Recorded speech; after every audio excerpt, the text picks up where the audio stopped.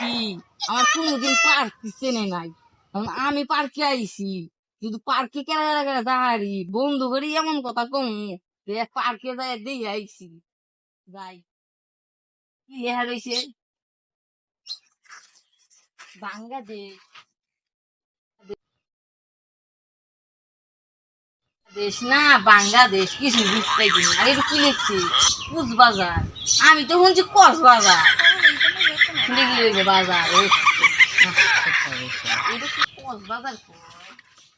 কোনটা আবার কি লিখছি, এখানে বিড়ি খাওয়া যাবে, না খাইলে 50 টাকা জরিমানা।